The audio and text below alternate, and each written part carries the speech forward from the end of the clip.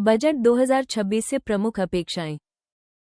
Union budget 2026 से बड़े ऐलानों की बजाय संतुलित और सतर्क दृष्टिकोण अपनाने की उम्मीद है। सरकार की प्राथमिकता बढ़ती जरूरतों, खासकर रक्षा, नवीकरणीय ऊर्जा और सेमीकंडक्टर के लिए संसाधन जुटाने पर होगी। रक्षा, ग्रीन एनर्जी, शहरी अवसंरचना और विनिर्माण क्षेत्रों को स्पष्ट प्राथमिकता मिलेगी, जबकि स्वास्थ्य, शिक्षा और पारंपरिक अवसंरचना में केवल सीमित, क्रमिक बढ़ोतरी देखने को मिल सकती है।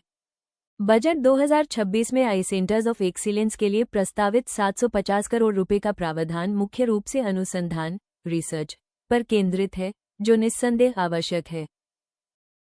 वर्तमान में बैंकों को एनपीए के लिए किए गए प्रावधानों पर केवल 8.5% तक की टैक्स डिडक्शन की अनुमति है।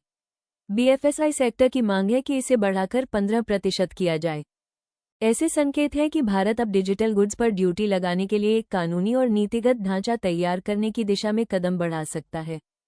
बजट 2026 सेमीकंडक्टर सेक्टर के लिए निर्णायक साबित हो सकता है, जहां तेज फंडिंग, गहरे सुधार और उत्पादन केंद्रित इंसेंटिव भारत को ग्लोबल चिप वैल्यू चेन में मजबूती से स्थापित कर सकते हैं।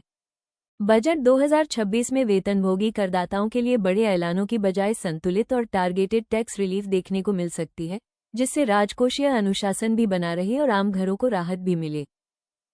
म्यूचुअल फंड और सीप की बढ़ती लोकप्रियता इस बात का संकेत है कि भारत में अब पूंजी बाजार ऋण आधारित फंडिंग का मजबूत विकल्प बनते जा रहे हैं, और यही रुझान आने वाले वर्षों में विकास को गति देगा। भारत के लिए संदेश साफ है, रक्षा बजट में बढ़ोतरी जरूरी है, लेकिन उतना ही जरूरी है कि यह बढ़ोतरी रणनीतिक, लक्षित और दीर्घकालिक दृष्टि के साथ की जाए।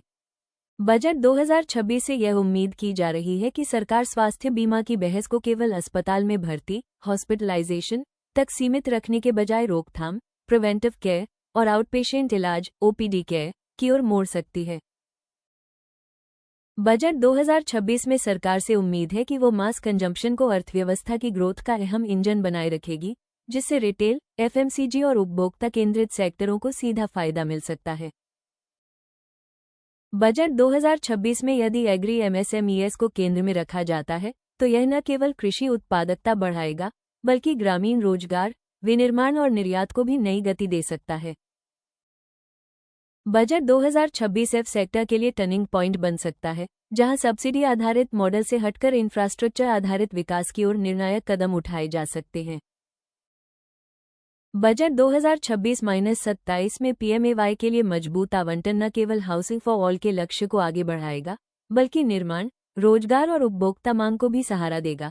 यही कारण है कि इस बार भी आवास बजट की प्राथमिकताओं में शीर्ष पर रहने की संभावना है।